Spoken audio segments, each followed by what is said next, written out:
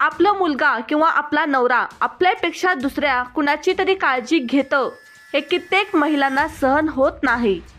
मुंबईतील अशाच एक महिला जिचा मुलगा, तिची सून आणि तिची आई म्हणजे आपल्या सासूच्या अधिक जवळ होता, याचा तिला राग यायचा। याच रागातून तिनं धक्कादायक पाऊल उचललं। तिनं असं काही केलं की कुणी विचारही केला नसेल। त्या अगोदर तुम्ही A1 मराठी न्यूजला सबस्क्राइब केलं नसेल तर करून घ्या। मुंब्रा परिसरात राहणारी 65 वर्षाची रशिदा अकबर अली वसानी यांना आपला मुलगा आपल्यापेक्षा पत्नी आणि सासूशी जवळीक साधत असल्याने राग येत होता।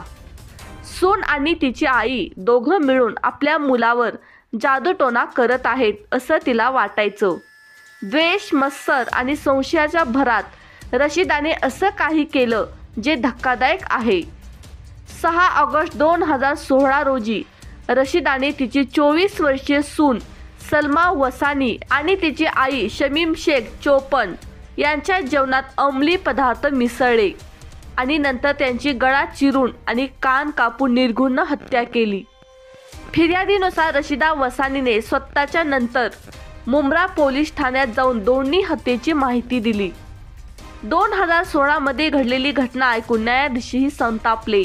या खटल्याची सुनावणी करताना अतिरिक्त सन्न न्यायाधीश A.N. सिरसीकर यांनी रशिदाला भारतीय दंड संहितेच्या विविध कलमाखाली खून आणि इतर गुन्ह्यांसाठी दोषी ठरवलं आणि तिला दुहेरी जन्मठेपेची शिक्षा ठोठावली। न्यायाधीश म्हणाले, रशिदा वासिनीने आपल्या सुनेची हत्या केली तेव्हा मृताची मुलगी केवळ 40 दिवसांची होती, तर तिचा मुलगा 2 वर्षाचा होता। तिनं 2 लहान मुलांच्या आईची हत्या केली। आरोपी कोणत्याही प्रकरणाच्या दयेला पात्र नाही। अतिरिक्त सरकारी वकील रश्मी क्षीरसागर यांनी सांगितलं की खटल्यात 14 साक्षीदारांची उलट तपासणी झाली। मुंब्रा पोलीस स्टेशनचे कोर्ट कॉन्स्टेबल विद्यासागर कोळी यांनी हे प्रकरण सोडवण्यासाठी केलेल्या प्रयत्नांचंही कोर्टाने कौतुक केलं आहे।